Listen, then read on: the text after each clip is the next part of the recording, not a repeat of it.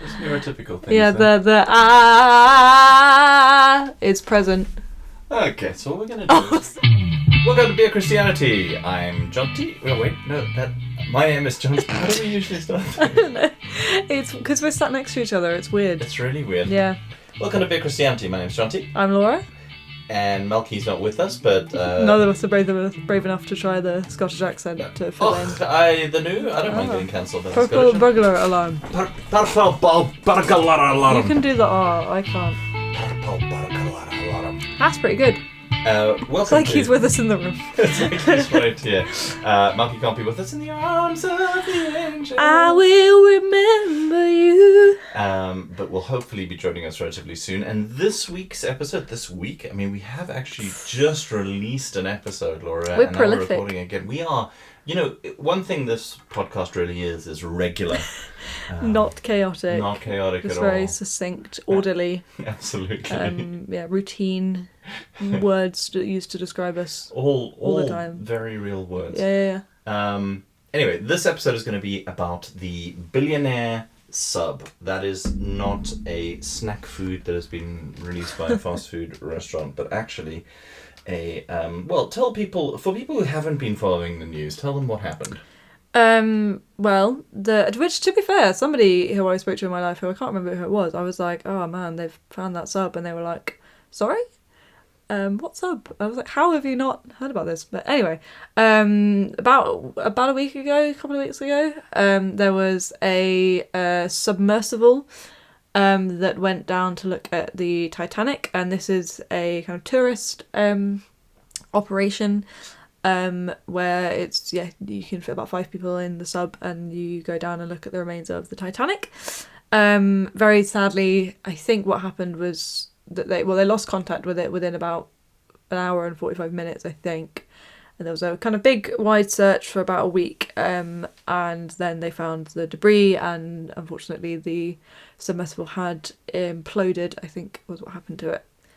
But it's caused a lot of discussion on the internet, lots of people making jokes, a lot of comment on the fact that this is not your everyday kind of tourist attraction. It's something that I think costs in pounds. I think it was £195,000. Yeah, $250,000. Yeah, to get a place on this sub. So a lot of people have gone down the track of terrible billionaires got what was coming for them. Yeah. Even to them. Oh yeah. Unless they were attacked by a kraken. Sure. Which is possible. Could have happened. But yeah, it's sparked a lot of conversation, a lot of debate, and also in the same week, I think roughly a lot of jokes as well. A lot of jokes, and gleeful jokes. Yeah. About, like, haha. A lot of the leftist pages that I follow, I had to actually mute, which kind of tells you something of my position on this. Although we'll come back to how nuanced that may become. But a lot of them I had to mute because there were just so many jokes about people being crab food and stuff, and that was before there was any confirmation that they had in fact died. Yeah, and that I think my immediate reaction to that is like, this is one of my worst fears of like, I can't watch the film Titanic. Like, I can't sit through it because the drowning and the dying at sea is something that I can't watch. And the idea, before we knew what had happened to it, the idea that there was these 5 people 4 days into this sub or losing oxygen at tens of thousands of feet, meters, I don't know, sure. a length below the surface of the ocean, horrifying to me. Yeah. And I don't know, like, I don't know how you can think of that situation as anything but horrifying purely for that reason. Like, yeah. Oh man. And it just raises a lot of questions for us about feeling out of step with kind of the culture of your own people, because a lot of progressives, a lot of leftists are doing this, but then it was way more than that. And just asking, like, are we being oversensitive? And also, are we being hypocritical or inconsistent in some of the other stuff? So that's a whole bunch of stuff we're going to be talking about. I wanted to first get into, we posted on Insta and asked you what you thought about it, and we have a few responses, so I'm going to read those now. He's putting his reading glasses on. I've got my reading glasses on It's because I'm getting old. serious.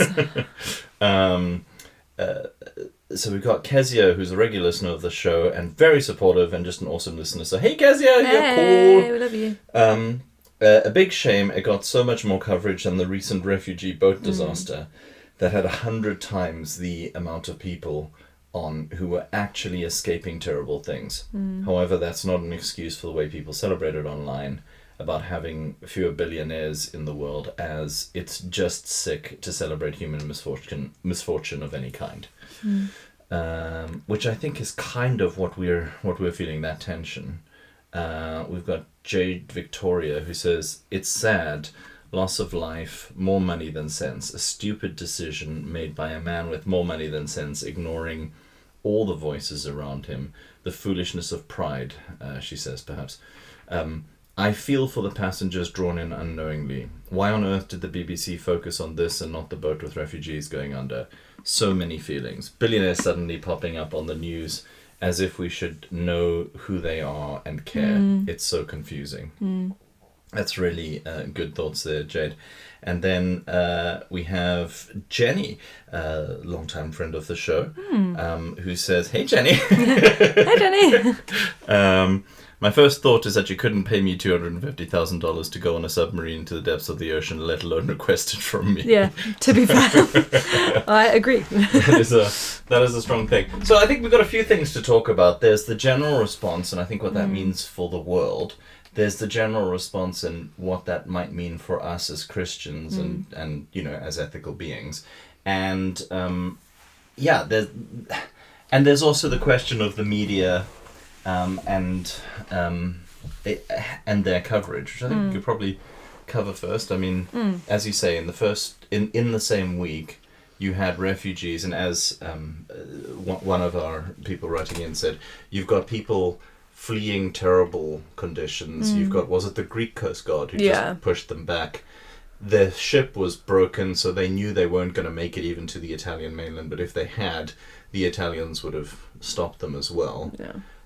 This fundamental failure of humanity in Fortress Europe, which, by the way, I'm anti-Brexit, but when you start eulogizing and romanticizing Europe and the EU as this wonderful, beautiful, oh, I just love the EU so much. Get to fuck. This is the EU as well. Yeah. Keep in mind, the EU is also the one that decided to completely discount the democratic wishes of Greece when they elected a leftist government that was actually going to do something about the poor and let banks suffer. But yeah, you've got that.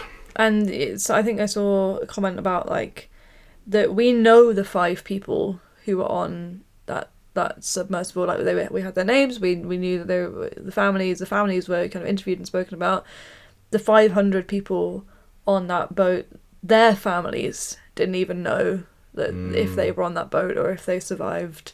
And that is just oh man, that. I think to have been put yourself in the shoes of that those people, is you're seeing these faces of people who have died and out, all over the news, and it's sympathy and whatever, and you have just lost however many loved ones are being told that this is what they've done is wrong, and what they've done is they had it coming for them and stuff like that. And that is, man, that is rough. Yeah, the attitude to, I think, as Christians, without wanting to pretend that the Bible is univocal on any subject, the idea of us being behind, pushing people away because, and you see this in the comments on Christian publications quite regularly when they cover the refugee issue, is, well, if they're illegal, then that's their tough luck. They broke a law of human origin about nation states, which are artificial constructs, and it's a bureaucratic law more than anything else. It's not even a criminal law, and you think that's worthy of the death penalty, essentially. Yeah. The lack of grace, the lack of compassion and mercy, I find completely at odds with anything resembling the Christianity that I follow. I do think that the media attention argument is a little bit disingenuous. I saw a very respectable leftist page posting something about like the reason that the media cares about this is because they're billionaires. That's why they're covering it. That's why it's getting all of this attention. I don't believe that I don't believe that that's the thing, because these are not billionaires any of us have heard of. It's the Titanic. That's why people that's why they're reporting about it. It's not anything to do with. It's because it's the Titanic, and the Titanic is a name that people know, and so people will open that article. Like I don't even think it goes deeper than that. Deeper than that is a very insensitive thing to say. Get cancelled. Yeah, I think that the Titanic aspect of it is very important, but I think equally important is the fact that this is a fucking submarine, and they're trapped in it in the bottom of the ocean. That is that's very unusual. Like that is the kind of story that if it had not been a tragedy, if that had been a successful story, I would have given it a year and a half before the film premiered. Absolutely, and it's a really great premise for a film. Oh yeah, it's really interesting. It's really exotic. None of us have been on a submarine, but we're just familiar enough. It's exciting. It's interesting. It's like volcanoes and space travel and all that kind of stuff. It's not the fact that they're rich. It's the fact that it's weird. Yeah. And it's dramatic, and there was this time limit on it, and should that be more important to us than a bunch of people who are escaping economic hardship and war and persecution and all sorts of stuff, suffering in much grimier, grubbier, grittier ways? No. But we are interested in what we're interested in, and to blame the media for covering it, we all clicked on the story. Yeah. We clicked on the story because that's unusual, because that's interesting. The media is feeding us. We can blame ourselves, but I don't think inherently being interested in something that is very interesting, because what you need to be interested in the refugee story is compassion. Yeah. And all you need is curiosity for the other one. It's a much easier exactly hit. And that's the thing. It's they are there to sell. They're there to make a profit. Like they're not going to make a profit out of every single story being about migrant boats, because while those are like obviously terrible situations that should not be happening, and is, you know, if the world collectively had more compassion, we would not be happening. But we live in the world that we live in, and that's not going to make money. Like And I think the fact is, let's not let the media off the hook. They should be covering the other one, but interesting stuff is going to happen. Do you remember the like when there were those crazy clowns that were terrorizing people? That's a total non-story, but very interesting, and I'm glad they published that stuff. I just wish they were also publishing, instead of news about what suits celebrities were wearing to galas, or Madonna being in hospital. But I got a breaking news alert for Madonna having come home from hospital. It's like, the thing is, you can Madonna. You can have all of these things, because you can also, because I don't want them to stop reporting on literature or art or film or any of that sort of stuff. But the idea that over 100 people can die and it gets so little attention seems like a deliberate decision to omit, rather than, you know, I don't think there's there's a total no-brainer to cover a story that is about something inherently interesting. So you've got that. We also talked a little bit at the time when it was happening about whether we should have any tolerance for or sympathy for people who are doing stuff that is pointless and dangerous, and whether one can have sympathy for the spirit of exploration when it's like you're going to go and do deliberately dumb shit. Then and I heard somebody say, there's a whole bunch of stuff about, you know, the hubris of this particular sub company, because they ignored safety standards, they ignored critical reports on the stuff, they were not interested in it. They're very deregulation, the people who are running it, and the owner who died, very deregulation orientated people. So, you know, okay, that's a problem. But were it not for that, the idea of like, but why are we going down to the bottom of the ocean? Why are we going into space? There are people suffering and real problems that we can solve. Where do you land on that? And the you know, you play stupid games, you get stupid prizes. Argument. As Taylor Swift said. Is it Taylor Swift? Yeah, I think it's worth staying within that argument, particularly of, as far as we know, it was the submarine company that were the ones who were being reckless and, and foolish about safety guidelines and regulation and what have you. I would assume, having not looked at their website or whatever, that you're paying £195,000 for this. The people who were paying that kind of money for it were not paying that money of like, oh, this is some reckless, crazy thing that we get to do.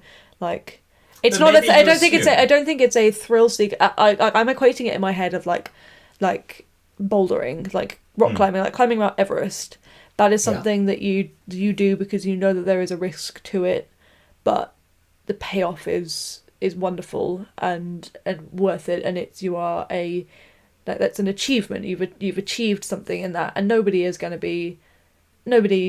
ever said of anyone who's died on Mount Everest, oh, what a foolish, reckless person, for you do these dumb things, you get. I mean, I think you're underestimating people's ability to call people foolish. I mean, fair enough, but I think as a wider cultural thing, and granted that you don't have to. I mean, you have to pay some money and effort into doing something like climbing Mount Everest. I don't know how much you have to pay on training, whatever.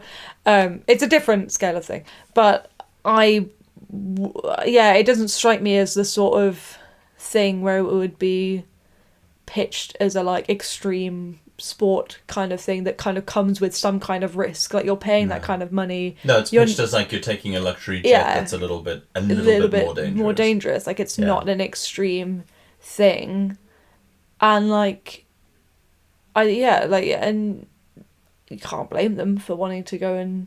No, I'd love to. Yeah, I'd love to. It'd be great. Well, that brings us to the other ethical question, though. Is first of all, just on the idea of doing dangerous stuff, especially exploration stuff. I always find myself kind of torn, because on the one side you are spending a lot of effort and resource on something that doesn't matter immediately, and you don't want to be misquoting this verse the way most churches that are anti-social justice do, by saying, the poor you will have with you always, especially because in the context Jesus is saying it's good to worship me. You don't have to take all resources and be super pragmatic about it. And when he talks to Martha and Mary, again, his message is you don't get to judge people for not being pragmatic and for not being of practical help, because there are things that matter more. Equating space exploration with worshipping God, I don't know, but to me it's that same spirit of discovery, it's that same spirit of endeavor, of humanity trying to do something because they could. I think we could have space exploration and food and justice for everybody if we didn't have capitalism in place, if we didn't have a system that just put that, because a national space agency could do that, a national underwater agency could do that, while everybody was fed, had a basic income, had exactly. housing. And I think this is the thing between it is, well, I don't know, maybe I'm denying, going back on my argument here, but I feel like the thing about that, I think when it's done of arrogance, like the Elon Musk deciding that we're going to go and populate Mars thing really fucks me off. But is that just because it's Elon? Maybe. But there is, I mean, that's kind of the thing of like any kind of billionaire SpaceX kind of thing is inherently unhelpful because it's done for status and out of arrogance and pride, and it's not, the idea of scientific space exploration is there to discover and learn and see how we can apply what we have learnt to our lives and how we understand our own planet. And SpaceX is not doing that. SpaceX is sending cars into orbit so that someone can say that they've been to space, having paid $500,000, $1 million for the privilege of doing so. But see, I think I disagree on this because I don't care. I think there's a whole bunch of things that are motivated. Like, are the motivations problematic and perhaps even sinful? Sure. But they get results, Do they? What results? I think John F. Kennedy saying we will have a man on the moon in under 10 years, leading to some of the greatest non-Soviet advances in space exploration. Let's just be clear, the communists did it first. But just to put that out there. But I think that's hubris. I think that's pride. I think that's nationalism. It's just to stick it to the Russians. But it's a good thing that comes out of it. I don't worship science. No. Excuse me. Very burpy. What are you drinking, by the way? I'm drinking a tinny of Jack and Coke. Glorious. I'm not drinking Prosecco. It looks like Prosecco. It does look like Prosecco. It is actually, in which case, polishing off one bottle of Prosecco and opening the second one must have looked ballsy. It's Angioletti Italian cider. It's very nice. I thought when Jonty walked up the stairs and said, "Oh, I've forgotten your drink downstairs," and I thought he had in his hands 2 bottles of Prosecco, that he was like, "Oh, these are mine. These are for me. These are for me. None Your for drink you." is downstairs." Like, you can fetch that yourself. I think that, my wife, my wife would give her, also, you're the one who brings Borat into the film. She would give a kidney to just experience space because she's been obsessed with it since she was a little girl. Like, her greatest dream was to go into space. And the thing that makes her the saddest, I think, other than the potential of me dying, is the knowledge that she will never go into space. Like, there's something about it that is really, I don't know, yes, there's an arrogance, but you need arrogance to become a surgeon, You need arrogance to become an artist. Or at least it's helpful, So, I don't know, I don't mind the motivations. I do mind the people doing it. I dislike Elon. I think a lot of it is like, these people are so incredibly wealthy and they give so little back to society because they're so interested in dick measuring competitions. Including, I just want to watch Laura get angry because I mentioned this to her. She was like, that cannot be real. And the rage was very much apparent at that point. But Elon and Mark Zuckerberg feuding over social media, not even on each other's platforms, because God forbid. Oh, yeah. Basically challenging each other to a cage match, a cage wrestling. Explain this to me, because I've not been on social media in a little while. I'm having a hashtag detox. Hashtag better than you. Hashtag trying to brag. I mean, you get enough TikToks from me. I'm not sure you're not on social media. Explain, like, where has this come from? What is... So apparently What's Zuckerberg happening? was stomping around his office in Meta, bitching about Twitter, and... while making the Meta Twitter dupe. While making the Meta Twitter dupe. Elon was getting cross about him and hearing about this. And essentially it just kind of escalated in like passive-aggressive things until Elon said something about, something about I could take you in a fight or whatever. And Zuckerberg was like, name the place and the time. Yeah. And then it all just became like, oh wow, we're going to watch these billionaires fight. And everyone going, oh, that's exciting. That could be quite fun to watch. No, it won't. It won't. It's dumb. It is. It's not funny. Fuck off. Like, because and this is the thing.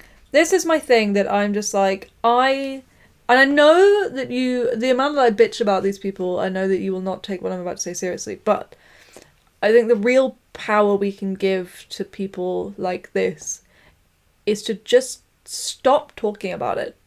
I don't want to be involved in your fucking, like, small dick energy, cage fight, like, time. Like, I'm not interested. It's dumb. It's stupid. It's a bizarre display of toxic masculinity where, like, the only way that I can prove my prowess is in my physical fight because men used to be hunters and like, it's, fuck off. I just, like, it's stupid. Like, is this what we have come to? Like, why? Like, that's not funny. It's stupid and it's annoying and we shouldn't be giving our attention to that because this is what they thrive off of, and it's not just our attention that they thrive off of, because they do have almost $1 trillion. I was going to say, when you say their real power is our attention, that's not true. But like, they maybe, our lives would all be so much better if we didn't have to listen to them whining. Like, I mean, you know, not that much better, because again, they still have a combined wealth of $1 trillion, I assume. But like, I would have much more peace of mind if I didn't have to be rageful against Elon Musk, Do you know like what bothers me about 70% it? of the time. What bothers me about it is that I watched a Tesla just park in the middle of the road, because obviously they were waiting for somebody and they couldn't possibly go around the block and have to walk, because I'm in a Tesla. It is the new BMW. And I thought, yeah. And I just thought, oh yeah, of course you're in a fucking Tesla. And so they're ruining electric cars. Yeah. Which is an objectively quite good Like, thing, I think. This is annoying for me, because I love it. I love the concept of an electric car. I have said many a time that I mean, I can't drive, but I wouldn't own a car, I don't think, unless it was an electric car. And Teslas fucked me off. Like, they ruined the brand. I don't want to have, like, I can't own a Tesla. Yeah. That would ruin my brand. Absolutely. Like, No, I would not be respect. taken seriously Yeah, if no. I owned a Tesla. And like, why? Like, I do think, though, if you know somebody with a Tesla, or you meet somebody with a Tesla, or they, you know, ostentatiously put their Tesla... Does a Tesla even have a key? I have no idea. Whatever. They let you know they have a Tesla. You just need to, like, act completely ignorant and say, is that a Prius? That's the most important thing yeah. you can do. What is, like, oh, okay. Doing Just God's will. like, yeah. Yeah. Feign ignorance. Anyway, we've... Basically, the billionaire kind of spectacle, that does suck up a lot of like a lot of celebrity culture, I think. Yeah. Like, it's fine to be interested in artists and stuff. It's Sure. when you start getting into... But even then, it has to be in perspective. It has to be in a... When you start seeing Channel 4 documentaries about the Amber Heard, Johnny Depp divorce trial, it's just... And that I found very bizarre. Gross. It's like... And gross. Like... Why do I need to why do I need to pick a side? Like that, it's not nothing to do with me. Like, why? It's, yeah. Mm-mm. So here's what I got to on the whole billionaire sub thing. When we weren't sure whether they were dead or not, so we were picturing people stuck in a submarine in a tiny little tube at the bottom of the ocean, no way to escape, just waiting for help, having lost contact with the outside world. The horror of that situation just felt horrific to me, and the horror felt horrific, which is remarkably redundant. And then there were all these jokes. And people finding it hilarious, or people thinking they've got their just desserts, or payback, whatever. And I found it so incredibly distasteful. Not just distasteful, I found it cruel. I found that gross. Yeah. And the kind of glee that was being expressed. But then, you know, a lot of my sympathy lies with communism. A lot of my sympathy lies with revolutionaries of various stripes. Many of whom, even though I am 98% pacifist, are going to involve some kind of violence just to protect, you know, people against the powerful, against the military-industrial complex, against the fascists. And I still thought, but these are human beings. And the answer was, from the people who were laughing, was, no, they're billionaires. And being a billionaire is in itself a crime against humanity. And there was something very interesting sociologically that a number of commentators brought out. And by commentators, I mean TikTokers that I follow. Of course. Because, honestly, who reads these days? And they were saying, loser. And they were saying that if you're a billionaire, you should be very, very frightened right now, which is something that I've been saying for a while. It's like, do not union bust. Give them their unions, because a union is, you know, the polite alternative to us burning the boss's house down. Yeah. With the boss in it. You know, like, it's a time, and I think what people have identified is that we're in a moment in time where normal people, not just the lefties, are going like, ha, the billionaires died. And that's interesting sociologically, because the world is is getting a lot closer, I think, to a point where it's not going to take much for them to go, yeah, we don't care. It's not a huge jump between we don't care when they die and guillotines. It's not a big jump. And this is not an argument to say, let's humanize them, let's stop it, because that can so often be used as, and you've seen this in a lot of the Christian press recently, of it's defend the status quo. It's the same energy as like, oh, it's not the right time to criticize the monarchy when the Queen has died. It's that kind of. Or talk about gun legislation after a school shooting or any of that sort of stuff. So, I don't want to give that energy at all. I don't want to take away from the fact that most of the world's population has been forced to suffer while billionaire parasites feast on excess. However, as a Christian, is there something about us and our ideology and our belief, as you and I might understand it, as most like progressive Christians or Christians of our ilk might understand it, where we are different, where even though we want a better world, even though we're not going to pretend like billionaires are fine, like their existence is normal, inevitable, or moral, but at the same time, the idea of somebody suffering in a tube, terrified, we can't really celebrate that. And I find my own hypocrisy here, right? George W. Bush, if he died tomorrow, I wouldn't mourn. Would I want him to suffer? No, but does that make me squeamish? I imagine a lot of Iraqis would. Henry Kissinger, let the man go. Even people like Musk, or actually worse than that, who's the Amazon chap? I always forget his name. Jeff Bezos. Jeffrey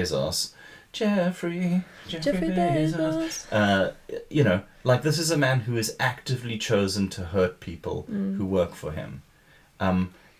Is it just a question of drawing lines? Like a lot of the people there are billionaires out there who have not earned it, but who have not themselves specifically gone out to hurt and exploit people. Yeah. I can hear leftists going like, well, that they're complicit, they're whatever, but I don't know, anyone in the middle class is in some way a beneficiary of privilege. Does that mean that they deserve to die? Does that mean that they deserve to suffer? Yes, we should not just call on them to share, but we should take stuff away. We should redistribute wealth. We should do it by force if necessary. But I just pictured, I'd heard another TikTok or watched another TikTok directly afterwards where somebody was talking about going to Martha Stewart's house with this whole huge sprawling kind of grounds and stuff like that, and they were making a joke about she has a pot big enough that they could cook them in. And I was just thinking, would we laugh if she was a victim of a home invasion? Would that be funny? Would that be something we celebrate? Because she's also very wealthy. She's living in sprawling grounds. I don't know. I just think at some point we've got to go, love your enemies has to mean something. But that doesn't mean that we love the system that has made them our enemies. I think it's going to be one of those things where if, we talk in kind of hypotheticals about the hypothetical revolution that may happen ever at some point in the future, whatever, and just like the idea of if some kind of pull them from their houses revolution ever occurred, there will be there will be two factors of Christianity that will not be saved, will not be by the revolutionaries, and it will be the faction of people who disagree and have always disagreed with the status quo as there's the people who cause offence to the left, who are the people who the God hates fags brigade, that kind of vibe. And I think those of us who agree but won't go that far, and I think who will be labelled hypocrites, and who will not be spared, because we won't cross a line. And I think that is, that's what it is to be Christian, It's to having that line and saying, no, I won't go that way, and being exiled for it. Yeah. Because, and that's what you've, that's our purpose here, like. And I guess it's that thing of conscientious objectors in the Second World War. Where the bad guys are really bad. Yeah. You know, it's not the First World War where it's just colonial powers fighting each other. It's actual fascists whose entire raison d'etre is to eliminate entire races, religions, classes of people. Fighting them's fairly righteous. Killing them, I don't know. Can you ever call killing another human being righteous? Can you ever judge somebody for fighting against fascism? Because the only time we've seen fascism defeated is then. Yeah, and you know, it's that Dietrich Bonhoeffer thing of we shouldn't, you would, of grabbing the wheel if you're in a car and it's gonna hit a wall, you're gonna grab the wheel of the car to move it away. You know, that's the thing. But also the idea that we should never have let it get to, as Christian leaders in this environment, we should never have let it get this far. That's like, actually, that's the real thing, is that we shouldn't have to be making that thought of, well, are we gonna be the ones who are gonna be putting people to the guillotine? Because we should never let it get that far. Yeah. Like, that's the point. Yeah, because there's an argument to be made that billionaires are driving cars into people all the time. Yeah. I would say it's not always an individual. It is the system of capitalism that is driving car after car into masses of people. And I don't know. Is it fair and okay to compare those systems of fascism, of kind of genociding races? But also, it could get to that place again. Fascism is the end state of capitalism. It will get to that. Well, we hope it won't. If we do our jobs right, it should. Well, that's the thing is, I'm always worried about, do you wrest the wheel away from them, and that may involve shooting people, dragging them to guillotines, because it's not like the ruling class gives up. Yeah. They don't. So do you have a right to oppose that? Or do you have a duty to oppose it even though it is going in the right direction? Is that moral courage? Or is it moral courage to participate in something that you know to be wrong because it leads to a better end for the least of these? Yeah. Yeah. It's tough. I mean, you don't see Jesus opposing the empire in any kind of active way. Yeah. I don't know if I know the answer. The idea of people finding it funny and then other people getting angry that they find it funny. There's a creator I follow on TikTok called Corey Brown who just had such a great take on it that I want to play it to you because I think it's worth. He very kindly offered to answer some questions for us, but I think time zones are not going to work for us. So I'm going to play you. I'm going to play it for you here. I wanted to just give my take on the whole situation where people made jokes about the submarine like I did, and then people are mad at people like me who made jokes about the submarine, and then people are mad at people who are mad. This very Inception-like anger spiral that we find ourselves in. I'm an entertainer, I've done comedy. I expect some level of anger or resentment whenever I make any joke. Any joke is going to elicit a response, be it laughter, which is my hope. Some people are going to be upset. Every joke is going to be polarizing in some way.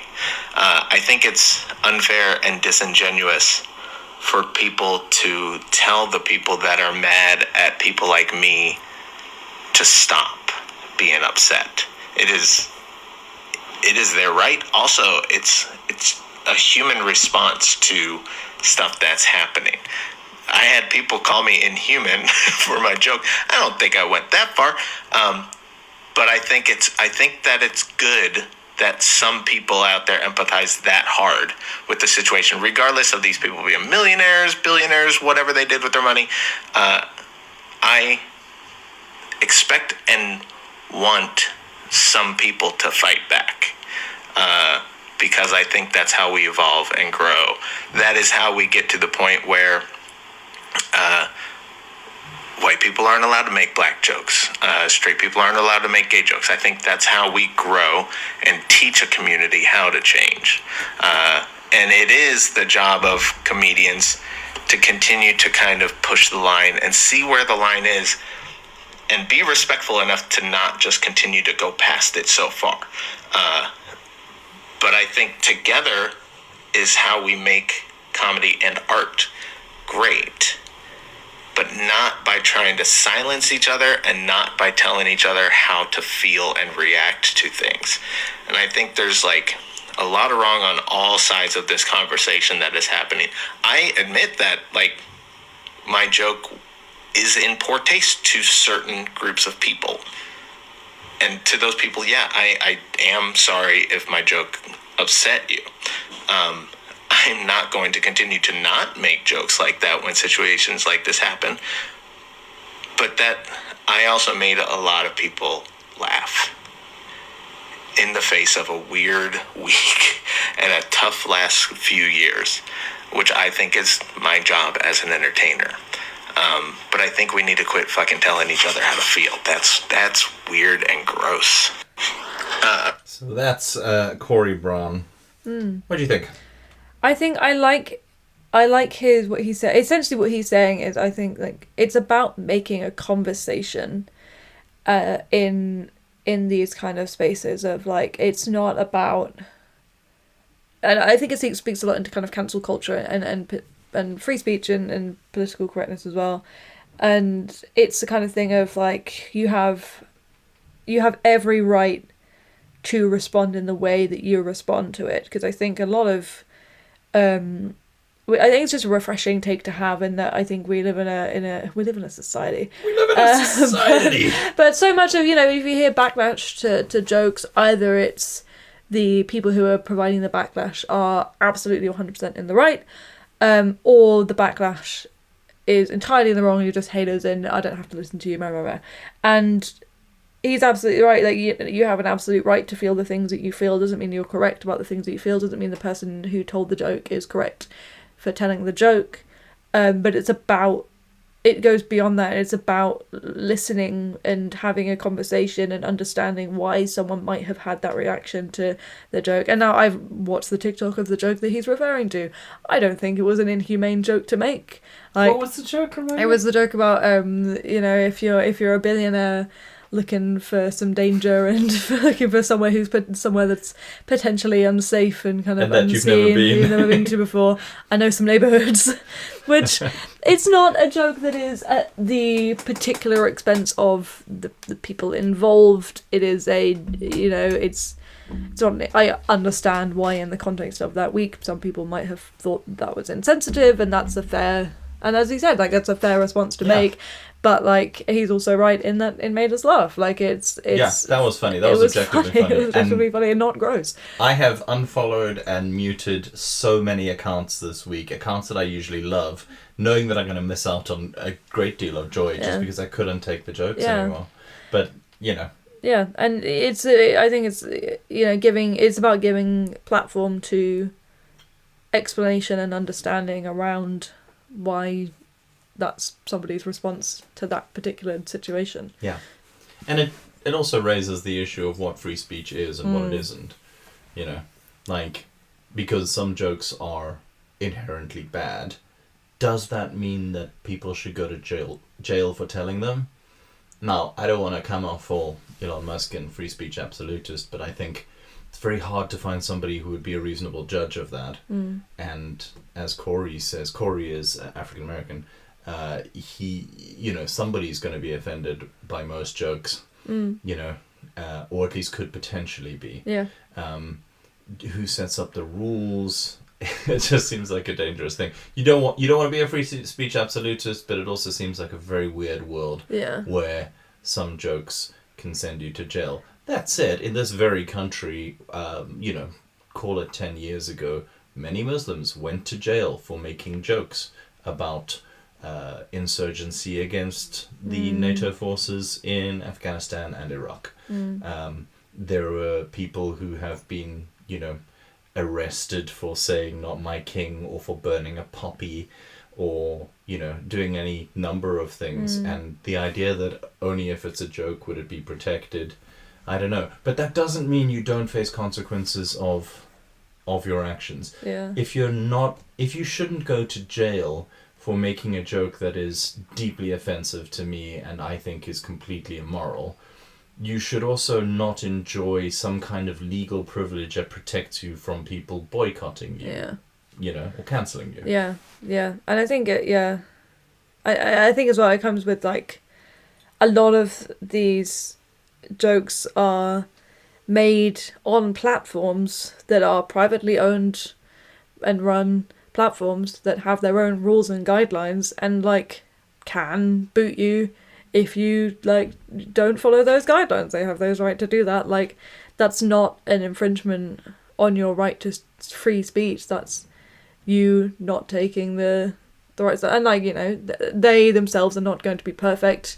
No. And like they will people regularly shadow banned and suppressed for spouting leftist views. Well, UK fact check politics on Instagram who had their account suspended again recently. And like follow them, by the way, they're great. Yeah, and it is one of those things where a lot of the time it is the sort of thing that does negatively impact like leftist views and is not as shown in right leaning spaces. It's one of those things actually. It reminds me of a Louis Theroux documentary that I once watched. Now listen, and it is going to have a critique of Louis Theroux in it. Good. In that it was one of the ones of like the new alt-right neo-Nazi boys, and the kind of way that they use live streaming and things like that. And there's these people these guys who go into public spaces and they'll shout alt-right slogans and they'll be kind of like, oh, like we're like Nazis, like but like it's all, as they say, it's clouded in irony. This is a joke. This is, like if you're not, like, you're not getting the joke, it's why it's funny. And Louis Theroux goes out on one of these jaunts with them where they're in some kind of, I don't know, American beach town. And they're trying to get him to say kind of this stuff, and they're like, oh, you don't get it because it's about being provocative, it's about kind of saying provocative stuff in this place, whatever. And he could have taken them down with a sentence, and he could have unfolded their entire argument by saying, okay, shout I love Antifa, and they would not have done it because those fuckers are racist. I give my heart to Karl Marx. Yeah, literally, and they would not have done it. Equals. Because those people are racist, and they are pretending not to be, because they're hiding behind jokes. Hiding behind that stuff. Yeah. And also, what kind of fucking loser is provocative for the sake of being provocative without any ideological direction behind it? And then they will... And it's that kind of thing, well, they will, eventually, inevitably be taken down off of some platform because they're using the N-word on a stream or saying that they're Nazis on a stream, and which is in violation of somebody's guidelines, be taken down, but then absolutely rally against it because it's an attack on free speech, which it's not. It's you having to deal with consequences for your actions, because it's not a nice thing to say, and it's a harmful thing to say. I think there's always got to be a conversation about content. Yeah. Which is really hard in a purely liberal space. And this is where leftism and liberalism come into conflict, right? Because liberalism says we cannot define what is the good life. We cannot define what is a good ideology, a good thing to believe, because it's far too complicated. All we can do is create a situation where there is freedom. And then leftism says, no, some ideologies are so bad that they must be fought and suppressed. Nazism is an ideology that is not just a difference of opinion. Nobody says you should be free to punch Tories, much as we all loathe Tories. but a lot of us would say you should be free to punch Nazis. Why? Because by being a Nazi, what you are is somebody who's subscribing to something that says black people, Jewish people, communists, People with disabilities, Gay people, trans people do not deserve to live and exist. You are a proponent of genocide, and therefore you have separated yourself from the protections of a civilized society. Realizing how loaded that term is. There is an ideological content thing that I think as liberals we are too scared to engage with, and as Christians we are too scared to engage with, but actually I think we should more. Does it get complicated? Can we legislate and become the arbiters of what is acceptable and not? I don't know. I think it is complicated, but I think pretending that shouldn't play a part is denying nuance, I think. Ironically is denying nuance. Yeah. I also think that the free speech thing, like, I know that I would say my Facebook wall is not free speech. You know, you don't get to put whatever you want on it. I will delete it. I will unfriend you. I will whatever, and have done that many times because I'm not going to help perpetrate.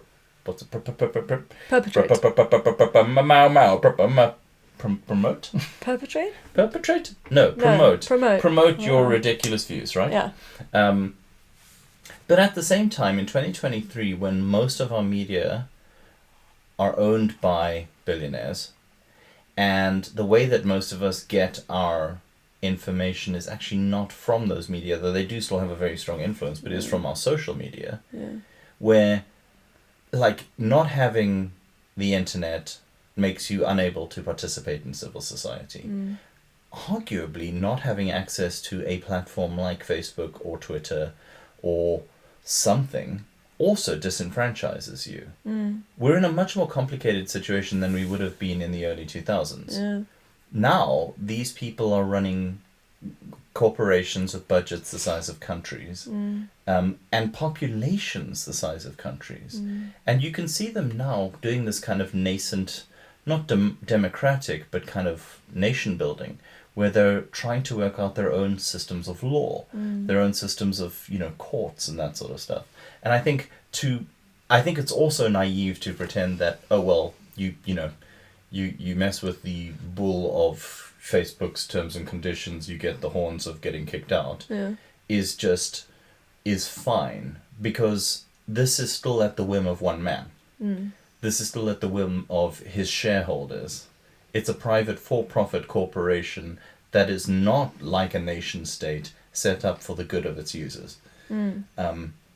And I think we need to be thinking a lot more complexly about that. And I'd be interested to hear what the listeners have to say about that sort of thing. Because it's also, you know, thinking about, like, that kind of free speech guidelines and how they fit into the user bases.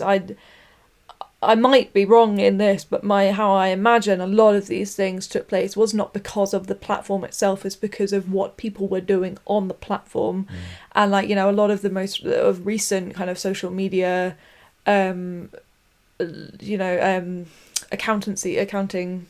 law, accountability, that's the word I'm looking for, not accounting, laws that have come in within the last year in the UK were because of some very tragic situations where, you know, teenagers were pushed to commit suicide because they were being cyberbullied, and there has been a case of governments forcing these social media companies to be accountable for the fact that they have allowed this kind of thing to take place on their platform.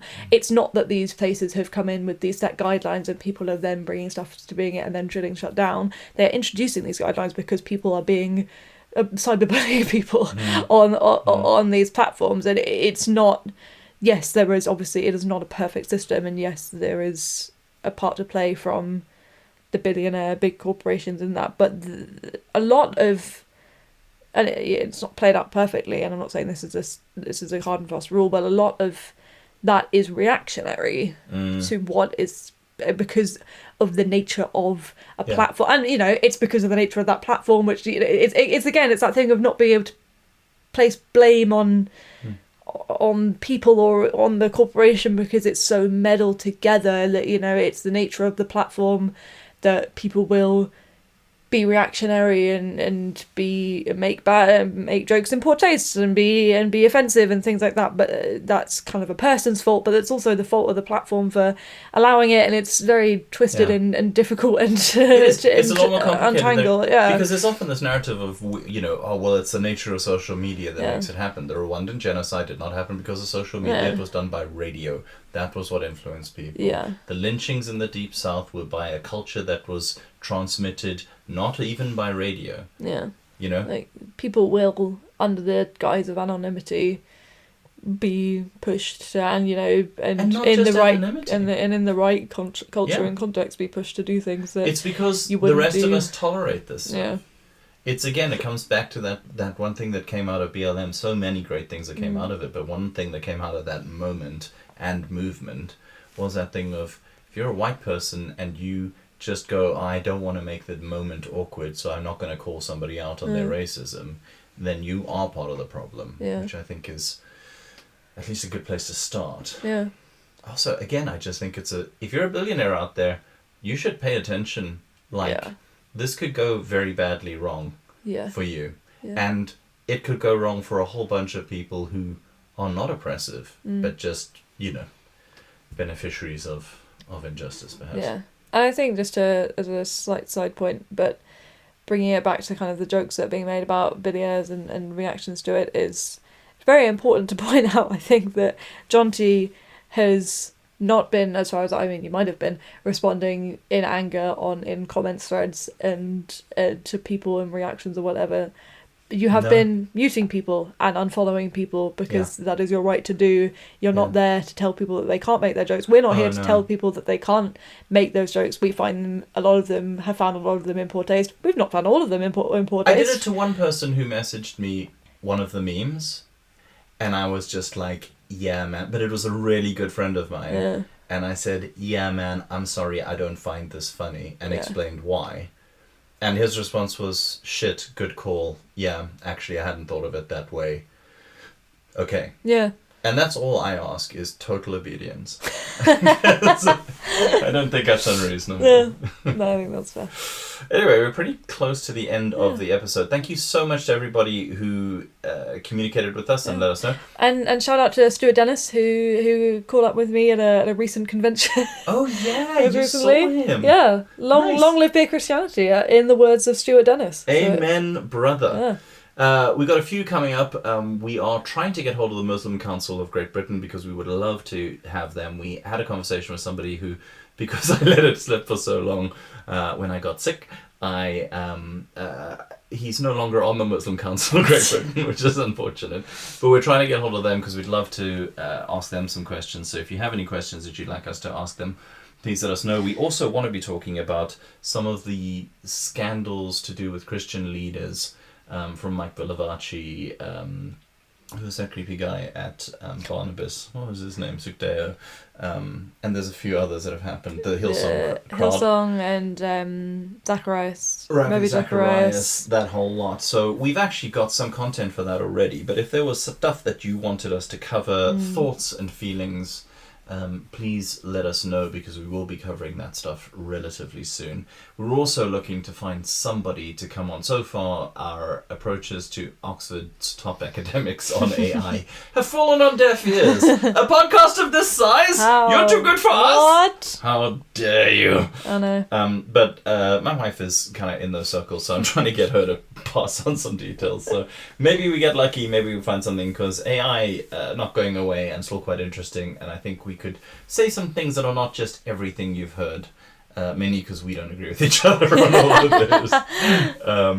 So yeah, anyway, that's all coming up. Please get in touch, beerchristianity@yahoo.com. You can also message us on Twitter and other social media platforms, and watch out on our Instagram, because we will be asking questions there as well. Thank you to everybody who responded to the Instagram thing, and and another plug for, we're going to be at Greenbelt in the summer. We are going to be at Greenbelt, and we're going to be having some kind of like, hey, let's hang out and have a drink moment. So getting the plugs out for that now. So if you're going to be at Greenbelt, drop us a line. We know that many of our friends are going to be there, so it would be lovely to see some of you too. Yes, absolutely.